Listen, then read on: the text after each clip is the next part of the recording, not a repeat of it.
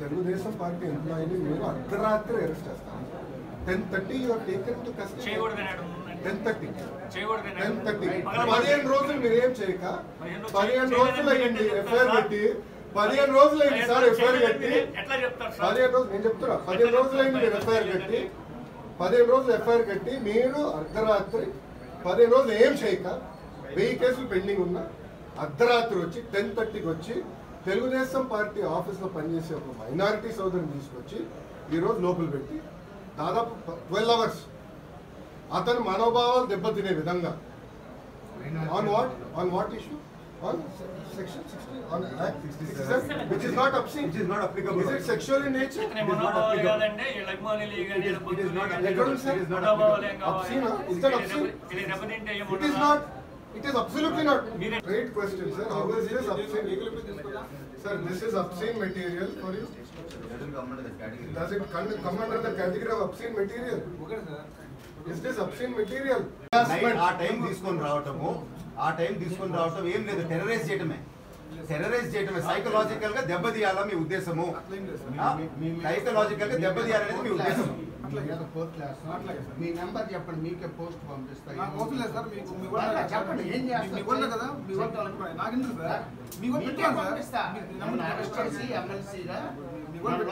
నన్ను కూడా కోర్టుకి తీసుకెళ్ళండి, చూసుకోండి. సార్ ఈ ఫోటో ఎక్కడ వచ్చిందో తెలుసా? గౌరవ ఎమ్మెల్యే గారే తీసిన ఫోటో. గౌరవ ఎమ్మెల్యే గారు తీసి ఆయన ఫేస్బుక్ లో పెట్టారు. అన్ని తెలియకుండా 15 రోజులు ఇన్వెస్టిగేషన్ చేయకుండా వినండి, నేను డిఎస్పీ నా కేసు దర్యాప్తు చేసేది నేను కాదు. ఓకే, ఎవరు చేస్తారు పిల్లలు మాడదాం, దర్యాప్తు ఎవరు చేస్తారు చెప్పకూడదు. అక్కడ కన్సర్న్ ఎస్పీ ఉంటాడు, complaint to lodge before the superintendent of police, cyber laws DGP ఉన్నాడండి, అడిషనల్ డీజీ ఉన్నారు. అక్కడ మాత్రమే కంప్లైంట్ లాడ్జ్ చేయాలి, వీళ్ళకి పవర్ లేదు సార్. మీరు అదే పెట్టండి కోర్టులో. అట్లాగా సార్ మీరు మమ్మల్ని దుర్గాప్రసాద్ గారు మీరు మమ్మల్ని ఇట్లా అరెస్ట్ చేస్తారు. ఒక నిమిషం, you will arrest like that, you continue to arrest like this. అంటే 15 రోజులు ఎవరేం యాక్ట్ చేయాలి.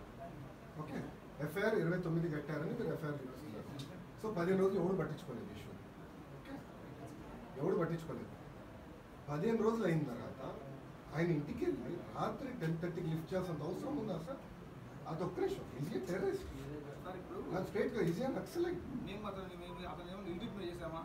10:30 నైట్ తీసుకొచ్చి వితౌట్ సర్వీస్ పార్టీ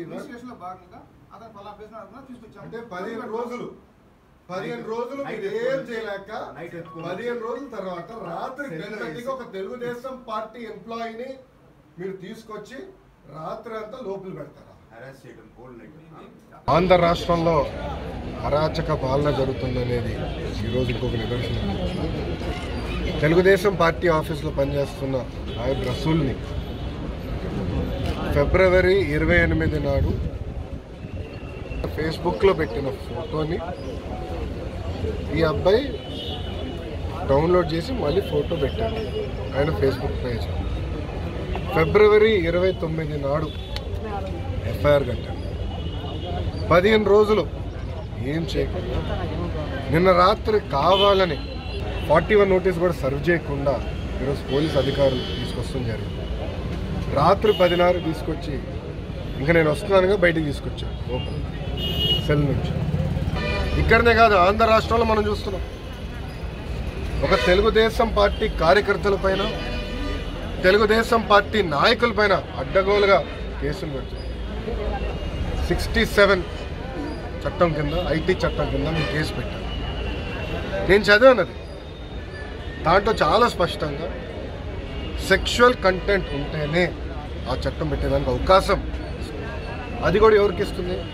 ప్రత్యేకంగా ఈ సైబర్ దానికి సంబంధించిన సెపరేట్గా పోలీస్ స్టేషన్ ఉంది, అక్కడ ఎస్పీ గారి ఆధ్వర్యంలో కేసు కట్టేదానికి అవకాశం ఉంటుంది.